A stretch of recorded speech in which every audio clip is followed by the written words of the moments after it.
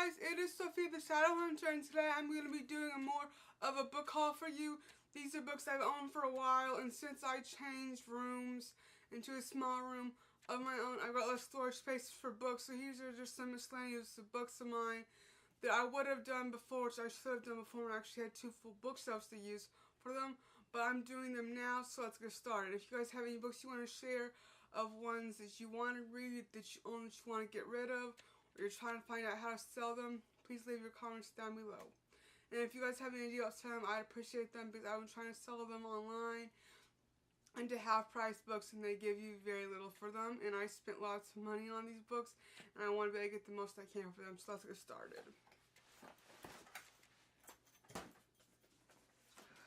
So I have The Sister's Chase by Sarah Healy, a novel. I really enjoyed this book. I got this from Book of the Month. I tried it out. They had a sale.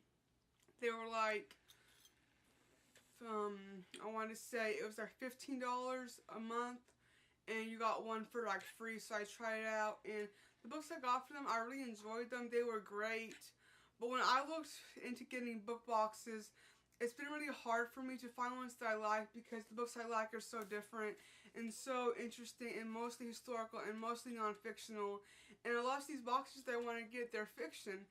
And because of how particular I am about the books that I read now, I don't think I'll like them, so I don't want to spend $30 on a box of a book I don't think I'm going to like. I loved Owl Crate. Page Habit is probably my favorite. If I ever go back to getting book boxes, it'll definitely be Page Habit. And I tried their historical fiction, which was my favorite, and I also tried the contemporary, which was great. So if you guys know any other great book boxes to try out that has more realistic fiction and historical books in it, please let me know in the comments down below. Right, next I have Young Calvin by Alexander Gamsing, translated by David Foxgrover and Wade Provo. I have not read this yet, and I really want to read it sometime in the near future. Next I have The Calm-Ass Girl by Pan Jinoff. I love these books. I need to reread them. She's one of my favorite writers. This is historical fiction, and you guys should read it. This is about a girl who is Jewish, and she becomes the commandant's girl, who is a German soldier during World War II and the Holocaust, and it's just an amazing story, and she's a great writer, and there is some romance in it, but I don't mind romance in a war setting because people had to use that as a means to save themselves and provide for their families sometime, and so I really enjoy it in this type of setting. This is a great book, and I'm planning on reading these soon.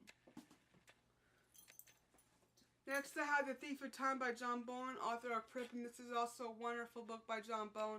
He is one of my favorite authors as well, and this is just a great idea about how time in life goes by so quickly when we don't realize it, and we have to use the time we have wisely, to spend with the people we love, and, finding out, what we want to do with our lives, and type of things that we want to leave behind when we leave this world. So this is a great, interesting book. You guys should read it.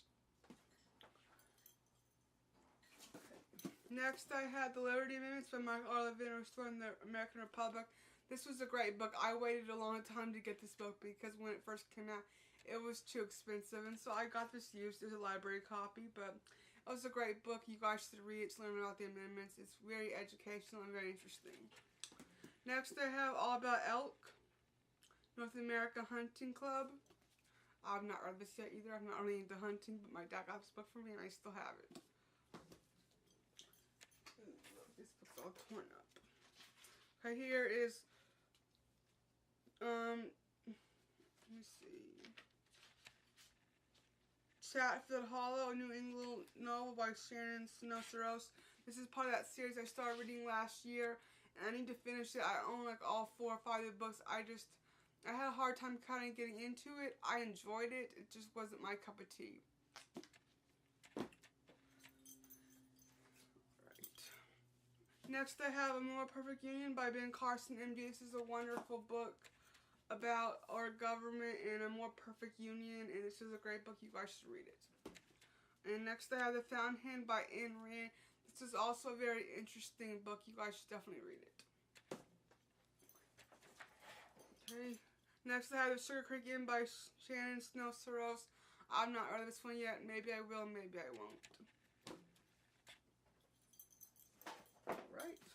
Next I have John Calvin, A Heart for Doctrine, Devotion, and Doxology, edited by Burke Parsons and forwarded by Ian Murray. I read this book twice, and I love this book. This is a wonderful story about John Calvin and his life and what he did for the church. This is a great book. Next I have Zero Bite by Mark Felton. I read it at the end of last year. This is a wonderful book about the untold story of World War II's greatest escape. It's a very interesting book. You should read it. Alright, so I hope you guys like this video. I'll see you guys next time with another video. And I will have another video like this up because I've got more books to show with you guys. So I'll see you guys next time with another video. Goodbye.